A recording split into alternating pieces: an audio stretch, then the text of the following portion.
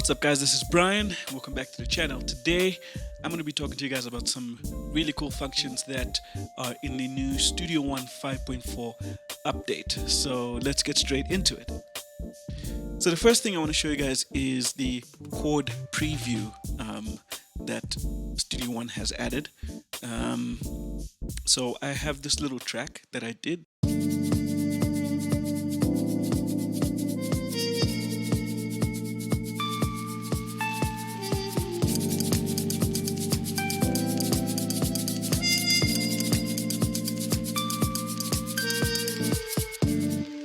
So these are the chords that I played.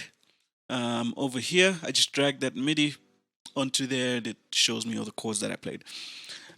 What's very interesting is that you can make any of these channels follow the chord track. So if you had like a bass guitar, you can set it to follow the chords that are being played using this chord track just by clicking follow. Oh, the interesting part is this display here.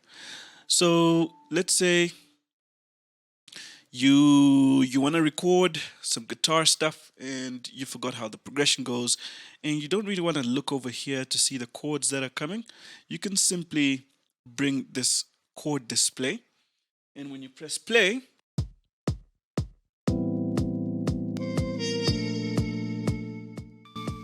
it actually shows you the chord that's being played here in white, and then the chord that's coming next here in blue, which is really cool. So you can enlarge this, make it as big as possible. So if you're standing all the way there in the back, or your guitarist or your keyboard is standing all the way there in the back, they're able to actually see the chords quite clearly. You can also, if you've got like more than one screen, maybe you've got a booth over there and you've got people in the booth and you want to put this on that screen, you can go all fancy and do that. There's quite a few applications you could use this chord display, which is very cool. So it's called Chord Track.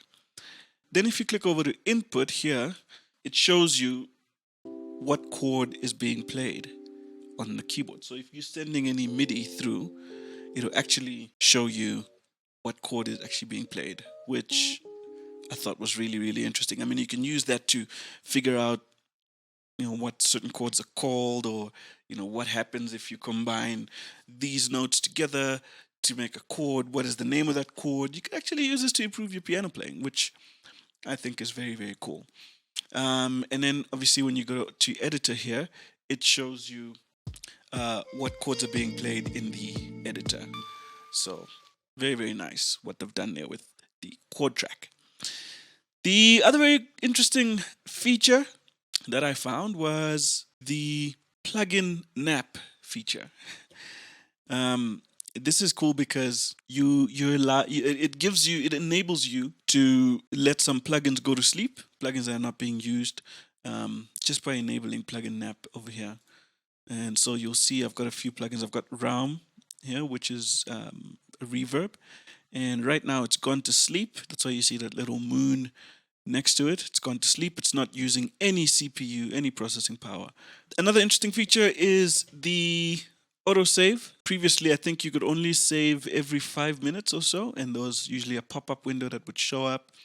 But you're able to now go as far as 30-second intervals of saving. So every 30 seconds, your StudioOne will save whatever you're doing, whatever edit you're making, it'll save. And this is, it's been able to do this because it uses cached plugin data. You're able to save much quicker, it's smoother, it's more stable. So that was a really cool feature that I found, the autosave feature. Then another really cool feature is the plugin manager. Plugin manager, you've always had this, but they've just improved it a little bit. So you've always been able to show and hide plugins and things like that. But they've added this stats page, statistics page. And over here, you're able to sort your plugins from last used, and you're able to see which plugins you use often. So I used this one 3 days ago. I've used these ones today. I used this Mai Tai 2 months ago. 10 months ago, the Fat Channel, and the Pro EQ 2 years ago. So over here, you're able to actually say, cool, I don't use this plugin that much. I'm going to hide it so that it doesn't show up in StudioOne because I don't use it that much. So you're sort of like decluttering your plugins. The other thing is you can actually sort your plugins by version and also by last day modified. So you can see whether or not you're using the latest version of that particular plugin. This is useful because usually when you get issues with StudioOne crashing and things like that, it's not because there's something wrong with StudioOne, but it's most likely an outdated plugin that's bringing down the whole program. So you can go over here and sort by version and just see which version of your plugin you're using. And if it's outdated, you can quickly go in and update that plugin, update its firmware. You're also able to send plugins that you're not using into your block list. So this basically just takes them out of StudioOne. So when StudioOne's loading, it doesn't load any plugins that you're actually not using. And this is fine because you're not uninstalling the plugins from your computer. You're just blocking them from StudioOne. And then later on, obviously, if you want to use them, you can just remove them from the block list, and then you can rescan those plugins so they can show up in StudioOne, which is super cool because we all want to be able to manage our plugins as much as possible.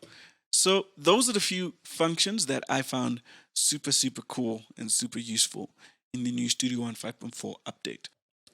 It's available for anybody that is a Sphere member, so it's a free update for anyone that's a Sphere member. It's also a free update if you own StudioOne version 5. So very, very cool. If you haven't updated, go quickly update it and check out all these really cool features. There's lots of other cool features that I didn't get into, but go check it out. There's lots of cool, really awesome features waiting for you. So thanks for watching this video, guys. Don't forget to subscribe to the channel, hit the notification bell so you can get a notification every time we post a new video. Cheers, stay safe.